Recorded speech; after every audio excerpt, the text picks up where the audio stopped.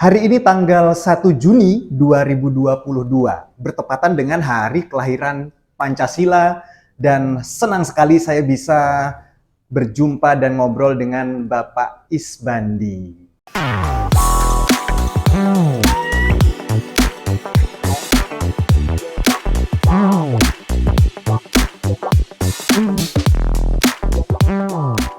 Waduh, jadi ini ceritanya ini tanggal 1 Juni 2022, sore hari.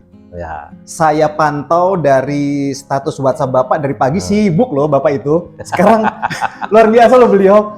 Saya minta waktunya diberi loh. Jadi memang setiap hari sibuk ya Pak? Ya, Pasti sih. mengisi waktu sih. aja, mengisi Pasti waktu. sih. Pasti sibuk. Hari ini sudah kita sekarang berada di Cafe Warna di Taman Sari. Ini lokasi keberapa Bapak hari ini bertemu dengan orang? Ya, kurang lebih yang kelima lah. Luar biasa kan? Yang kelima. Luar biasa. Sekali lagi terima kasih Ya, Pak Isbandi, terima kasih waktunya. Saya ingin ngobrol-ngobrol karena yang bikin saya tertarik dengan Pak Isbandi salah satunya adalah moto beliau, jadilah bos untuk dirimu sendiri. Itu pesan apa sih sebenarnya yang ingin Bapak sampaikan? Kenapa memutuskan punya moto itu, jadilah bos untuk dirimu sendiri? Ya, prinsipnya sih saya dulu berpikir gini, ya kalau kita mau maju, mau berkembang, ya jangan berpikirnya gimana caranya nguasain orang, kuasai dulu diri kita sendiri. Nah, sehingga kita bisa menuntun, fokus pemikiran kita mau kemana langkah kita. Nah, kesuksesan itu ya tergantung dalam yang ada dalam pikiran kita. Nah itu makanya saya munculkan jadilah bos diri sendiri. Jadilah bos untuk dirimu sendiri. Iya. Sejak kapan itu Pak? Bapak mulai punya moto itu? Kayaknya sejak apa ya? Sejak saya mulai merintis usaha-usaha lah. Oh. Ya. Bapak mengawali kan dari dunia pendidikan, ya kan? Betul. Jadi saya datang ke Serang ini kan setelah lepas lulus dari Pasundan lah. Ya. Jadi saya ngajar di STIA. Nah, dulu saya pernah ikut serta dalam bisnis multi level marketing. Zaman dulu kan banyak. Sekitar tahun berapa? Tahun berapa? Tahun 97, 95, 96. Ikut tuh Bapak? Nah, ikut. Di situ saya ternyata ada hal yang bisa saya petik. Salah satunya ya membangun kepribadian diri. Jadi bagaimana muncul rasa percaya diri, kemudian memberikan pengaruh pada orang. Nah, termasuk cara komunikasi lah, ya dalam hal hubungan, relasi dan seterusnya. Nah, akhirnya ya sudah, saya datang ke Serang, diminta oleh Pak Karnaswana, waktu itu masih wakil gubernur Banten ya, untuk membantu kampusnya beliau lah, ya di Serang untuk bisa dikembangkan. Nah, saya ngajar di situ. Nah, dalam posisi ngajar, kebetulan posisinya saya diberikan mata kuliah statistik yang paling susah. Yang paling susah. Yang paling susah. Nah, tapi alhamdulillah setelah saya pegang, ternyata ada perubahan nilai yang diperoleh mahasiswa. Yang tadinya E, D, nah, ternyata ada perubahan jadi A, B, A, B. Karena yang mendidiknya. Ya, jadi kita akhirnya menerapkan pola pendidikan itu ya dengan cara memberikan motivasi.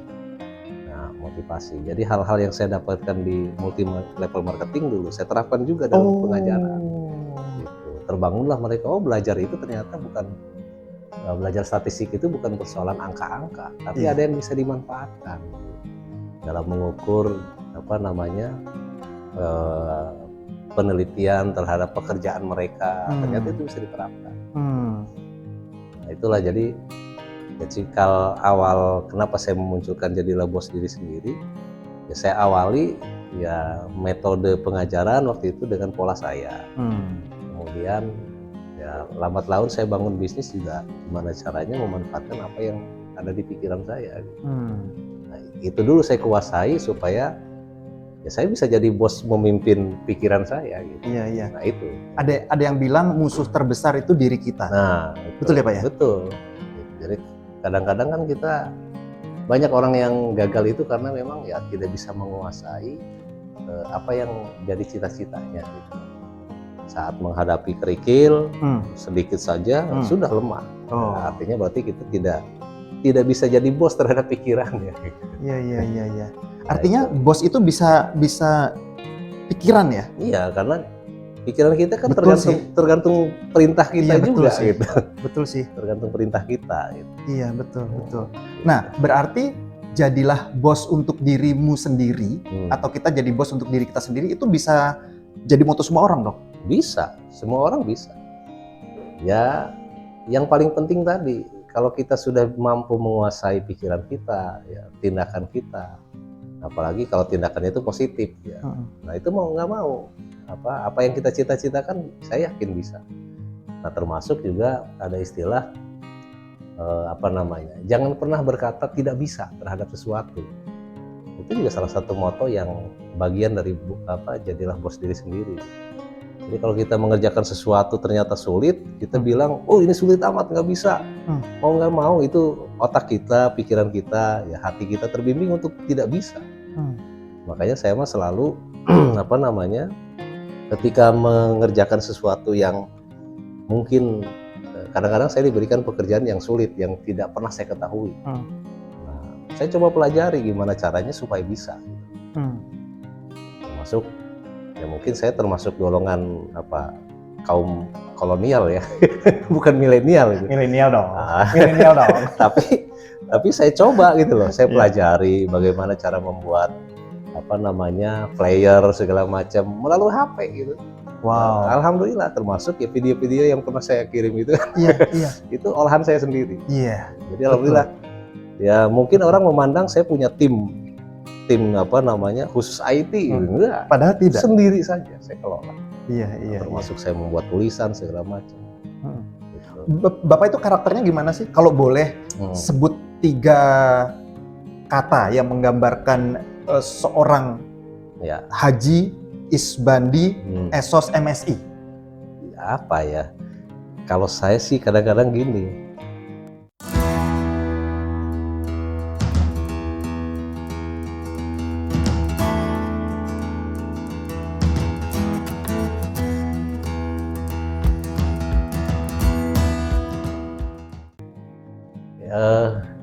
Dulu waktu kecil saya disebutnya pendiam. Waktu kecil, pendiam. Sampai mentok di usia berapa tuh Bapak disebut pendiam? Sampai SMP lah. Sampai SMP. SMP kelas?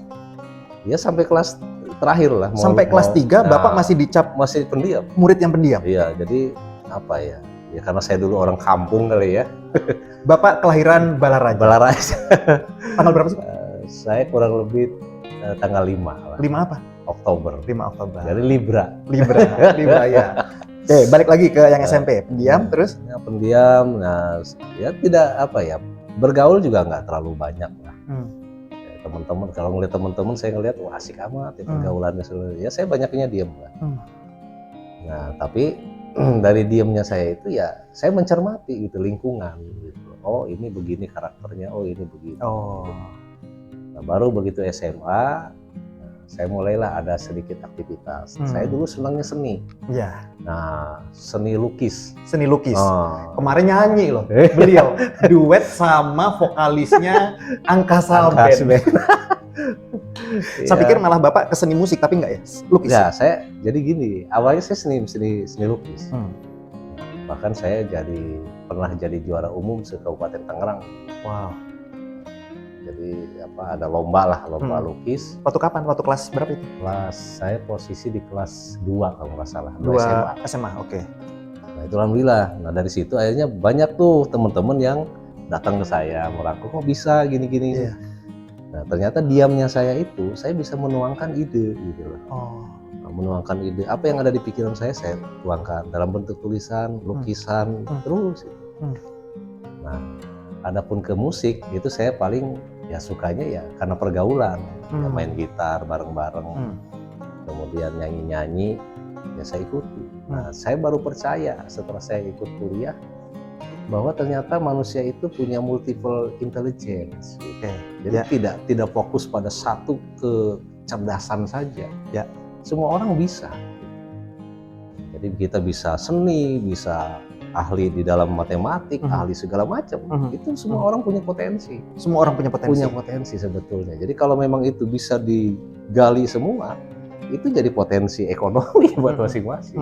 Betul. Sebetulnya begitu. Iya. Sampai kelas 3 SMP masih dicap sebagai murid pendiam. Pendiam. Tapi perlu digarisbawahi ya, pendiamnya Pak Isbandi itu pendiam mencermati, bukan pendiam bengong. Ada yang pendiam bengong, bukan. Beliau bukan yang diam bengong gitu, tapi diam mencermati. Betul. Gitu, luar biasa.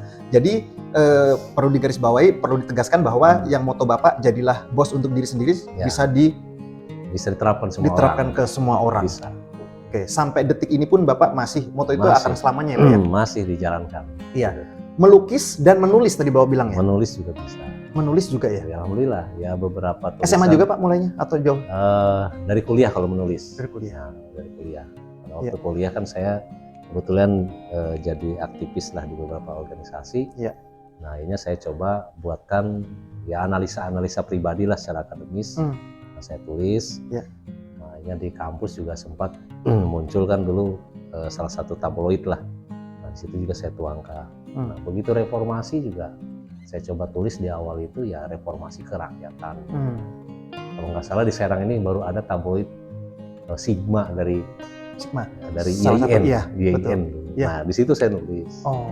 Kemudian saya dorong teman-teman untuk membangun dunia pers lah, termasuk Banten Express itu juga kita dorong. Alhamdulillah mulai bermunculan dan ya alhamdulillah banyak teman-teman yang sudah sukses sekarang.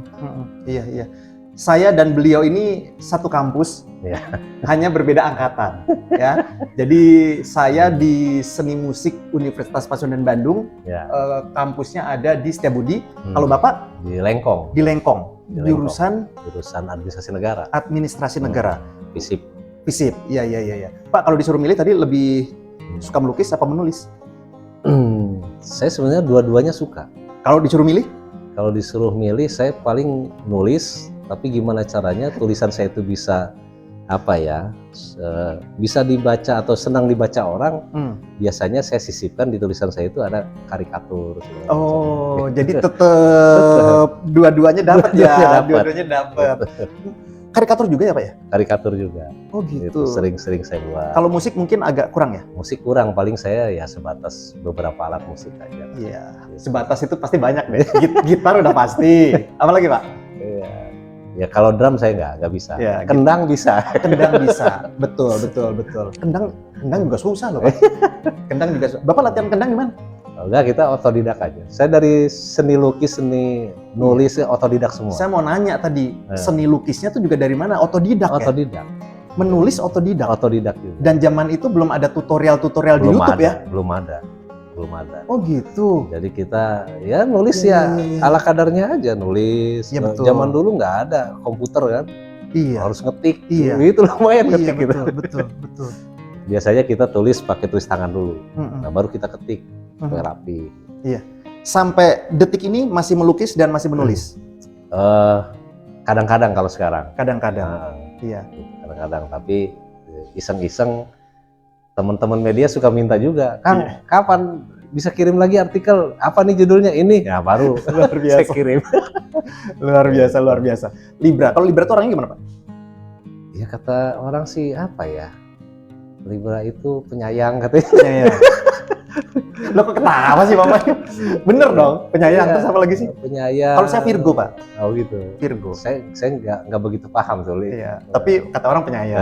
Kata orang ya saya Libra katanya maksud. Oh gitu. Tapi saya nggak tahu lah.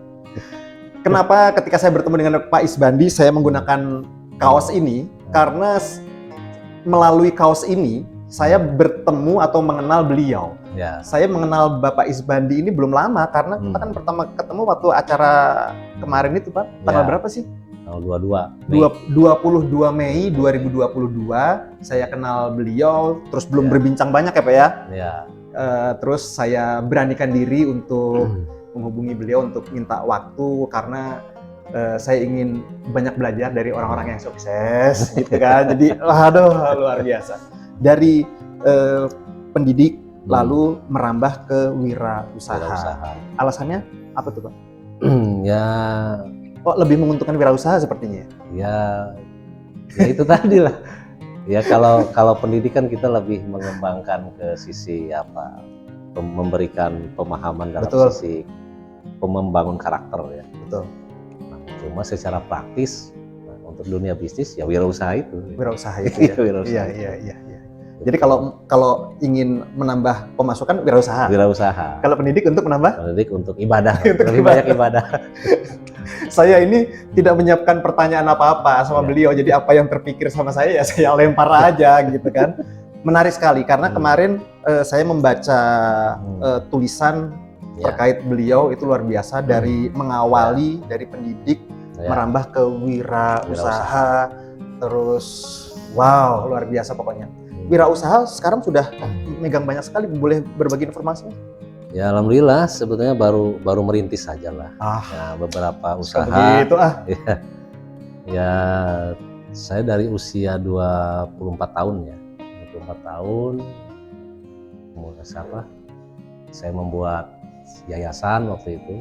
Yayasan yang bernama Prima Graha. Lalu bikin universitas. Karena saya melihat di Serang ini belum ada dulu itu akademi sekretaris. Oh gitu. Nah, akhirnya tahun 97-98. Belum ada ya? Ya belum ada. Akhirnya kita dirikan, kita coba studi banding ke ASMI Kampus Ungu Jakarta waktu itu. Waktu itu peminatnya cukup besar, ya, karena kebutuhan administrasi sekretaris itu sangat banyak lah di dunia industri di wilayah Banten. Nah kita dirikan. Dan dulu saya motivasi saya gimana caranya apa yang belum ada harus kita adakan. Nah berdirilah. Nah, akhirnya seiring perjalanan waktu ternyata program diploma kan agak bergeser karena kebijakan pemerintah harus S1. Nah dirubahlah akhirnya ASMI itu menjadi sekolah tinggi. Jadilah sekolah tinggi ilmu manajemen Prima Graha. Nah, kemudian karena ada tuntutan kebutuhan banyak lah SDM di kita, akhirnya kita jadikan universitas. Nah, begitupun di Serang ini belum ada sekolah yang menyelenggarakan sekolah menengah kejuruan bidang farmasi.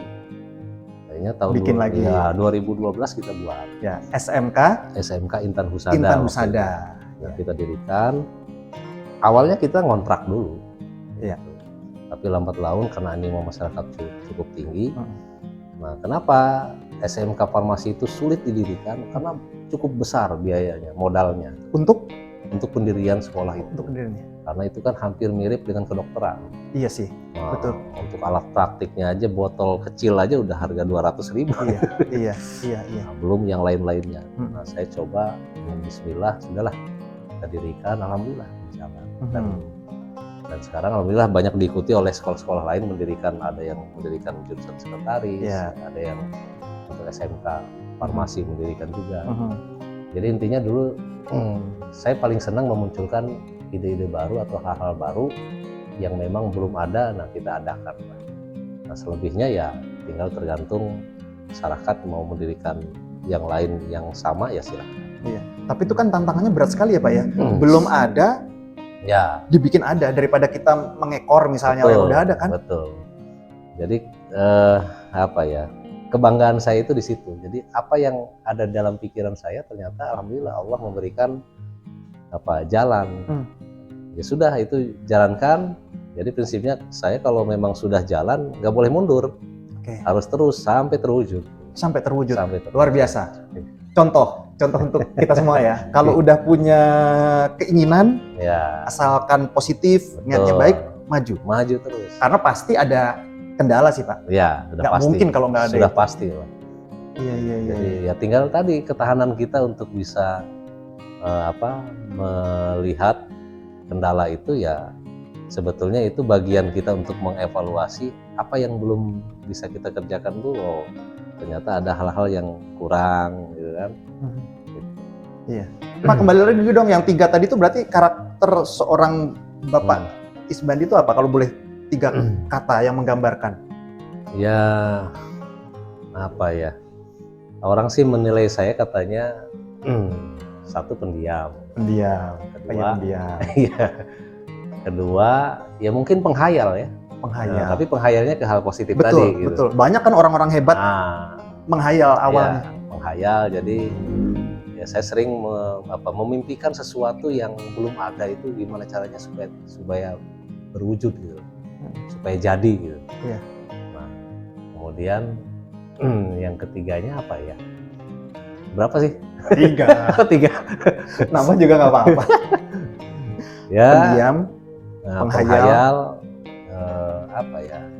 Jadi yang ketiganya mungkin kerja keras. Iya sih, saya sebenarnya tadi mau minta izin, kayaknya iya. Bapak itu pekerja keras. Kerja keras, jadi pekerja keras. Iya, kerja keras. Jadi bukan keras dulu baru kerja. Iya. Loh iya ada kan? Keras dulu baru kerja ada. Jadi kerja keras. Ya, jadi 3 itu ya. 3 iya. itu. Kalau misalnya Bapak tadi bilang penghayal, tapi ditegaskan lagi bahwa 3-tiganya itu semuanya positif ya, dari yang diceritakan beliau. Ya. Pendiam bukan berarti bengong, tapi beliau pendiam sepertinya mengamati gitu kan. Mungkin kalau hewan itu kayak singa apa harimau sih? Jadi dia diem dulu, ya kan? Diamati. Iya, diamati dulu. Kalau udah waktunya tepat, momennya bagus, serang gitu kan? Jadi mangsa kan? Iya. Terus penghayal. Beliau juga penghayal, kalau di luar mungkin ada Elon Musk gitu kan, menghayal memindahkan manusia ke Mars. Kalau Bapak mendengar hayalan-hayalan seperti itu, misalnya dari anak-anak muda, tiba-tiba bertemu sama Bapak, gitu kan, Pak saya menghayal gini-gini, respon Bapak gimana sih? Apakah atau karena Bapak penghayal berarti Bapak memberikan dukungan juga atau gimana?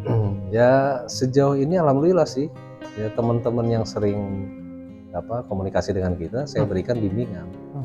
Artinya gimana caranya imajinasi yang mereka kembangkan itu ya bisa terwujud gitu. Ya sama halnya banyak teman-teman yang alhamdulillah sekarang sudah mulai punya beberapa usaha ya. Itu juga berawal ketika konsultasi dengan kita. Nah, kita arahkan apa yang harus dilakukan. Nah, waktu itu saya sampaikan, ingat kalau memang mau ngebangun usaha, jangan berpikir seolah-olah modal itu uang. Itu. Jadi modal terbesar itu justru cita-cita kita, apa yang ada di pikiran kita itulah modal terbesar. Ya. Gitu. Jadi uang itu mengikuti. Nah, saya pun sama, ketika membangun usaha juga. kalau misalnya tuntutannya itu, waduh modal saya uangnya nggak ada, itu nggak bakalan jalan. Tapi saya jalan aja dulu. Nah nanti modal mengikuti, apakah itu nanti ada sumbangsih dari pihak lain atau mungkin ya pinjaman dan seterusnya. Apapun lah. Iya. Yang penting kita bisa mengembalikan lah. Betul. Apapun itu maksudnya terukur ya Pak ya? Terukur, bukan apapun yang aneh-aneh ya. Apapun tapi yang terukur. Oh gitu. Pak Isbandi adalah bungsu dari 7 bersaudara. 7 bersaudara. Riset dong. Nggak ada teks di sini. Lahir di Balaraja. Kalau tadi Bapak bilang kalau kita mau usaha, kalau kalian mau usaha, pikiran dulu, baru modal. Betul. Mohon izin kalau Bapak sendiri kalau boleh bercerita, tumbuh lahir dari keluarga yang mampu atau yang sederhana atau yang bagaimana sih? Saya itu lahir dari keluarga guru. Guru. Yang guru? Yang guru bapak. Bapak guru. Kalau ibu? Ibu rumah tangga. Ibu rumah tangga. Guru apa Pak? SD, SMP atau? Dulu SR. Sekolah rakyat. Sebelum jadi SD. Oh gitu. Iya. Aduh. SR. Tapi kalau zaman sekarang ya berarti Bapak ada Bapak Pak Isbandi adalah guru SD. Ya. Jadi SD, guru SR, kemudian akhirnya perjalanan waktu mungkin diangkat jadi tenaga administrasi ya. Jadilah kepala UPTD lah, kecamatan, dinas pendidikan. Nah orang tua saya itu ya senang juga berorganisasi, akhirnya membangun koperasi. Koperasi guru-guru Balaraja Sebelaraja Tangerang. Jadi guru-guru akhirnya bisa simpan pinjam dulu. Saya masih kecil lah, masih kadang-kadang sering ngebantuin. Nah, tapi meskipun saya terlahir sebagai anak bungsu saat itu, saya nggak mau berpikir manja. Ya, karena kan cenderung bungsu manja ya. Manja. Iya. Jadi saya nggak pernah minta-minta ke orang tua atau ke kakak. Pada saat saya ingin jajan gitu ya, saya harus lakukan sesuatu. Kadang-kadang jadi tukang kuli angkut bata, bikin bata, kemudian tukang kuli angkut beras, segala macam lah. yang penting tiap hari dapat uang.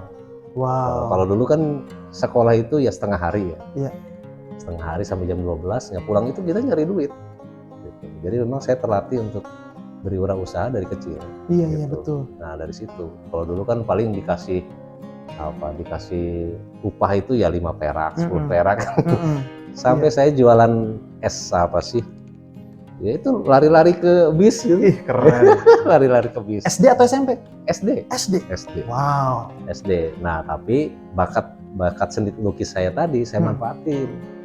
Kalau dulu kan sekolah itu wajib di setiap kelas itu ada daftar piket ya. Betul. Sama jadwal belajar. Betul. Jadwal pelajaran. Iya, iya. Nah, alhamdulillah beberapa sekolah akhirnya pesan ke saya. Saya jual waktu itu 5.000 perak. Untuk lukisan? Untuk lukisan. Loh, Bapak ngelukis bukan SMA, SD udah ngelukis? SD. Oh. SD. Itu otodidak aja. Nah dulu kan lagi trennya itu gambarnya gambar unyil segala. Oh gitu. Nah kemudian Donald Bebek segala macam. 5.000 rupiah dulu. Besar dong Pak? Iya dulu. Wow. Jadi satu sekolah itu lumayan. Akhirnya saya kumpulkan. Oh. Nah saya tabung. Akhirnya saya belikanlah kambing. Nah, jadi kambing. Luar biasa. Iya. Udah masih SD. Udah bisa berpikir gitu ya? Iya, alhamdulillah. Jadi kambing itu akhirnya ya habisnya ya dipakai oleh orang tua buat kurban segala macam habis. Iya. Gitu. Tapi kan untuk orang tua.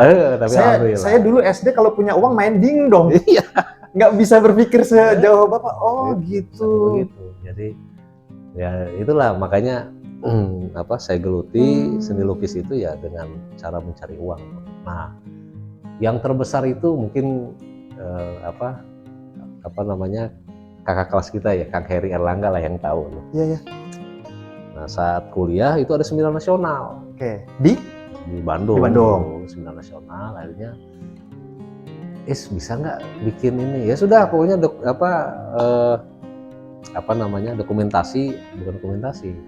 dekorasi ya. Dekorasi itu udah saya yang pegang. Saat itu belum ada yang namanya alat potong untuk styrofoam itu. Iya betul. Sekarang ada. Nah, itu pakai cutter saya bikin. Iya. Jadi tulisan seminar nasional sampai ke logo seminarnya itu saya yang bikin. Nah, itu seminar nasional dengan mengundang beberapa tokoh nasional lah.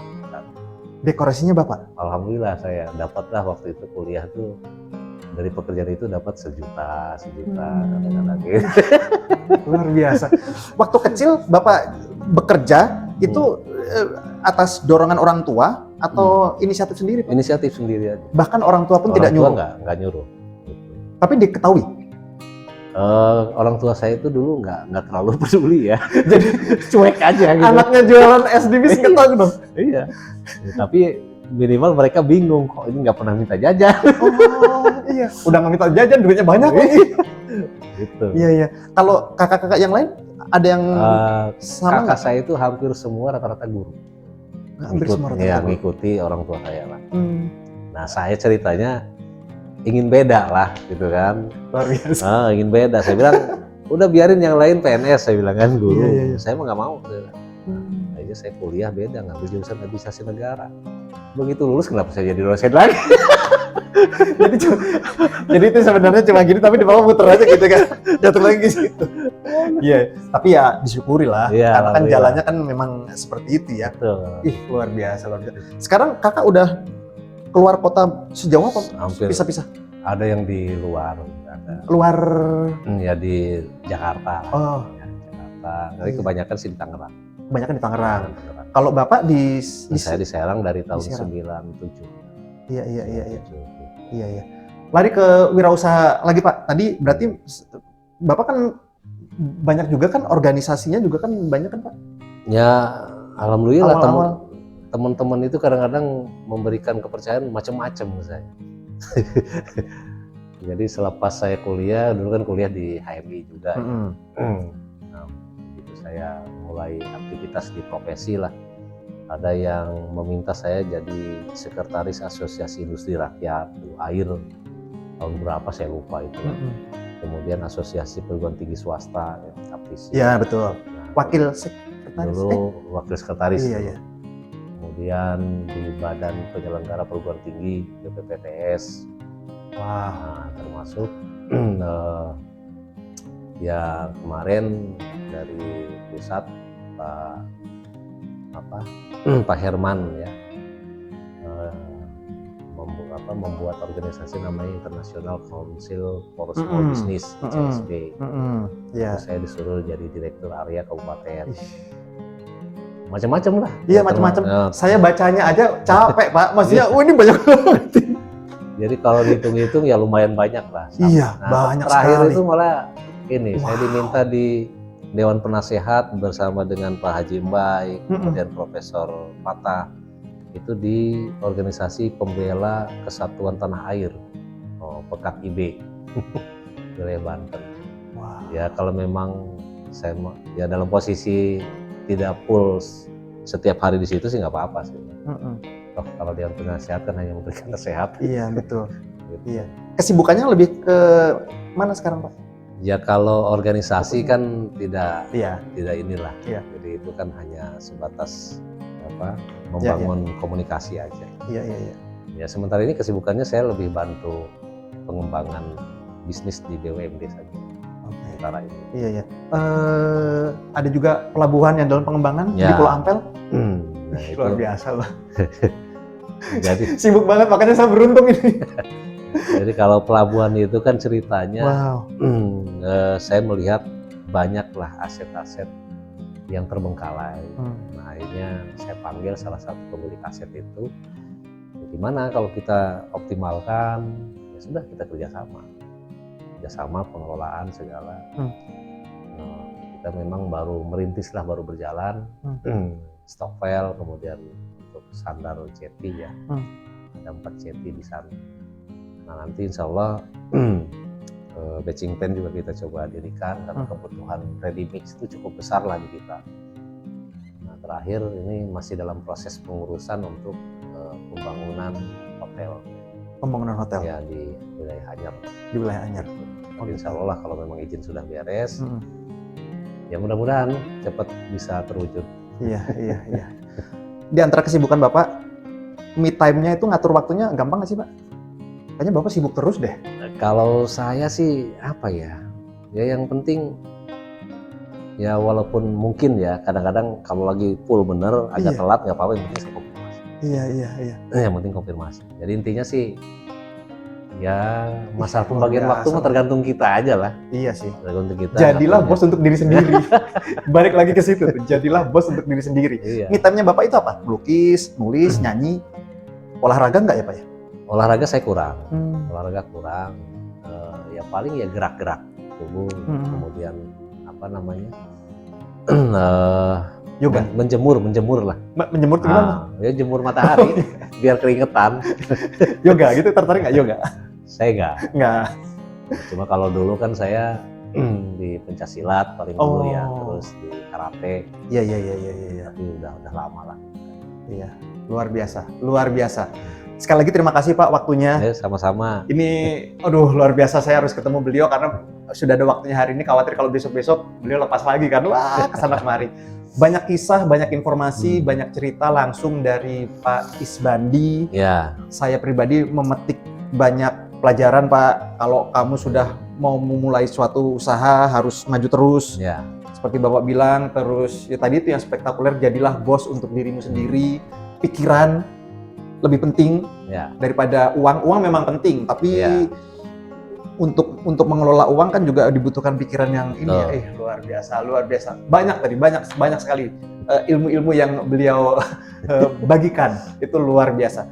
Pesan untuk milenial yang mungkin ingin atau pasti ingin lah sesukses Bapak. Ya pesan saya mungkin yang paling utama. Tapi jangan untuk Libra aja ya Pak ya? Ya untuk semua nih. Ya. Jangan untuk Libra aja, Libra udah sukses. Kalau mau melakukan sesuatu ya jalani aja. Sesederhana itu? Iya, jalani aja. Nanti juga akan ketemu jalan. Iya sih. Iya. Jadi kata simple tapi maknanya banyak. Betul. Jadi jalani aja. Jadi kita jangan pernah ragu. Begitu kita muncul dalam pikiran kita, saya mau ini, jalani aja. Iya. Nanti juga akan ketemu tuh. Banyak cara. Iya. Cuma sering ada ketakutan gitu Pak. Ya. Ketakutannya tuh besar sekali gitu. Biasanya anak-anak muda sih. Iya. Takut ini, takut itu, padahal belum jalan dia. Ya jangan kalah dengan rasa takut. Kembali lagi kepikiran. Bimbing pikiran kita ya. Jadi kan kita biasa. itu sebagai bos membimbing pikiran kita supaya jalan. Iya. Saya aja ngobrol sama Pak Isbandi itu sebenarnya punya hayalan, tapi saya masih takut loh Pak. Masih udah dikasih dorongan tetap aduh masih. Iya. Tapi memang butuh latihan ya Pak ya. Ya. Butuh kesungguhan. Kesungguhan. Iya. Luar biasa. Pak Isbandi, terima kasih waktunya. Ya, sama-sama. Terima kasih waktunya. Saya yakin obrolan ini bermanfaat untuk saya, untuk yang nonton. Terima kasih, sehat selalu Pak. Ya, sukses sama-sama. selalu, pokoknya udah sukses untuk Pak Isbandi. Terima kasih Pak. Ya, sama-sama. Oke.